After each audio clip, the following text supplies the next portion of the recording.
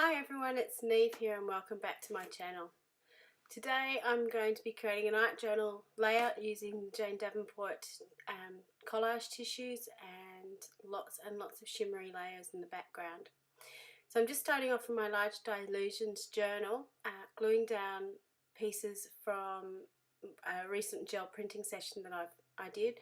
All these pieces have been sort of gel printed on old encyclopedia pages. And there are just the sort of off prints of where you put these piece of paper over top of stencils and just roll over it just to get the prints onto the paper. Not necessarily ghost prints, but just sort of the excess paint that's on the gel print.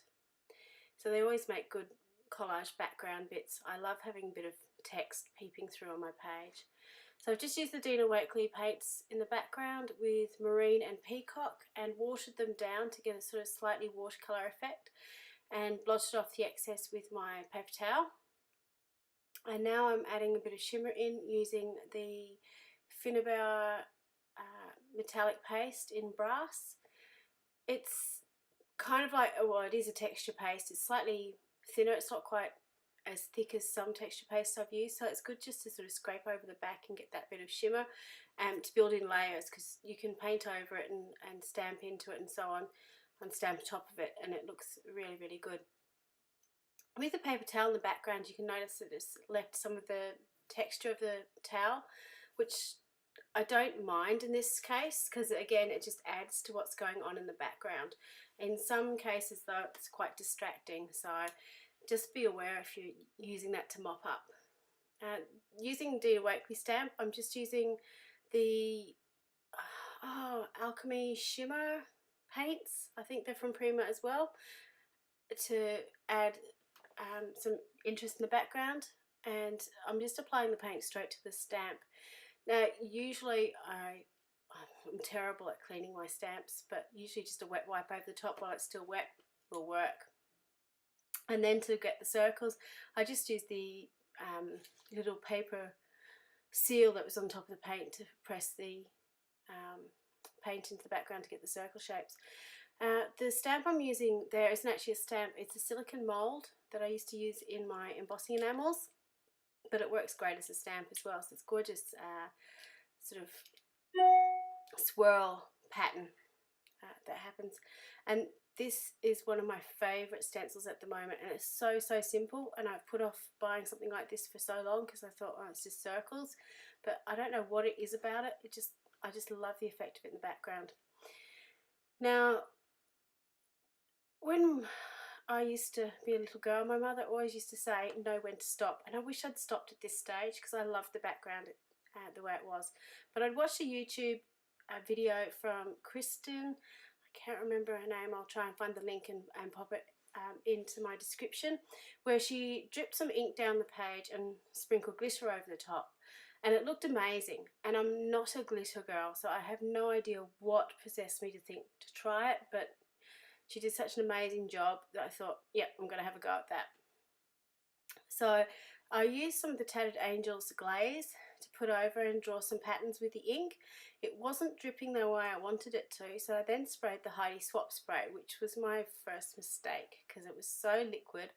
It went everywhere, and of course the glitter is going to go everywhere.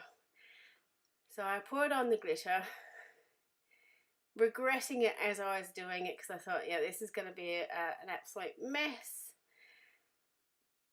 And cleaning up because you get glitter everywhere, and of course it was. It didn't go into those nice drippy patterns that I thought it would, so I thought I'd try and clean it off, and then it went everywhere.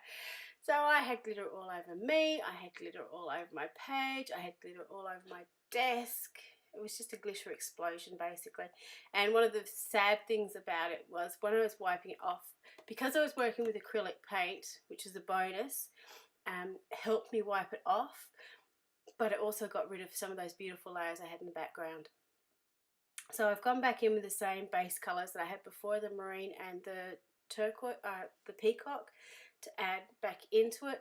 And luckily I've still got some of those layers peeking through, but it just wasn't quite the same as it was before. So here I am trying to redo what I'd done, putting in that circle stencil again. And I went back in with the green Tattered, I think it's called Dirty Martini. It's a glimmer glaze from Tattered Angels. It's something I've had in my stash for years and I've never really used all that much. I actually quite like the effect, and now it's sitting on my desk, I've been using it a little bit more. So I've just spritzed some white ink over the top just to get a bit of a spray. And while I'm doing this and adding in extra layers, I'm sort of wondering what I actually want to do with this page. So I'm using my favourite texture paste at the moment, which is the Cosmic Shimmer texture paste from Creative Expressions, which is an English company. And it's just the most amazing gold colour. I haven't come up against anything like it before, and I've put off buying it for so long because I've got texture paste. I've always thought, you know, oh, I can colour it myself or I can paint over it, but there's just something about this and the texture of it as well. It dries really, really quickly, and that's one of my bugbears about using texture paste, is it takes so long to dry. So here it is, and I've decided that I was going to use a Jane Davenport collage image over the top. Now, because it's such a highly decorated background, and I did want the face to stay out, what I'm actually doing is painting some white gesso onto the tissue. In retrospect, what I really should have done was just sort of lightly drawn around the edge of the tissue to get the shape that I need to paint, and paint the background white and then stick the tissue over the top. This while it worked, it made the tissue slightly wrinkly, and it's got a much higher chance of tearing as well. So just be aware if you're going to do that. Possibly painting straight onto your page and then gluing your image over the top's probably a much better idea. So now I'm just painting down the background with collage medium to stick my image over. So you can see where it's very, very white is where the gesso's in the background. The quote and just around the bottom, I didn't gesso just because I wanted it to blend back into the background. So it sort of made a real focus on the page.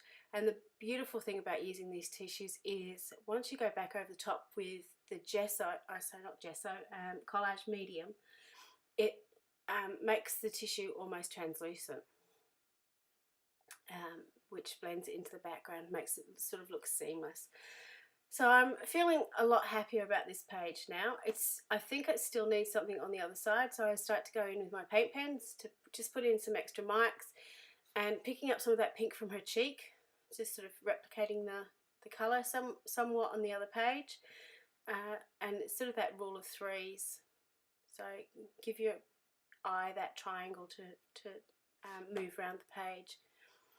Except now I'm just breaking my own rule because I'm just putting in pink everywhere apparently. So I'm really liking using paint pens at the moment.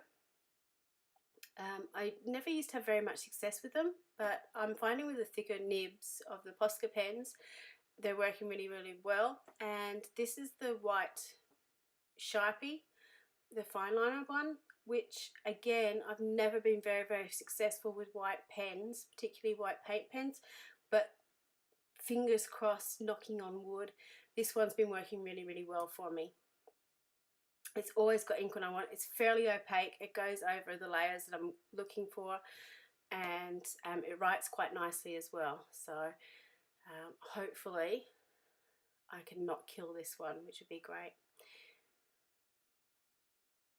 So with this page, I was looking to sort of create a shimmery, exciting page to look at, and I'm quite happy with how it sort of worked out. I wish I'd stopped at that first layer before adding the glitter, because I really, really liked the bluer tones to it, but I quite like how this ended up with the greens and the golds sort of going together. I thought my queen here needed a crown, so I went back to the tissue paper and using the wet paintbrush around the tissue helps it tear much more easily, and those naturally torn edges are a lot less sharp on the page when they're glued down. They sort of blend in a lot more than the sharp edge of cutting it out with scissors. So I would suggest, if you're going to do it, just tear around your edges with the tissue paper. You'll find it blends in a lot more. Now I'm just tidying up my page, trimming off the extra edges, and here's a closer look at all the texture that I've created on the page. I really enjoyed this process and I hope you did too. Have lots of fun. Don't be afraid to have a go and make a mess, because it usually does wipe off and you can change it.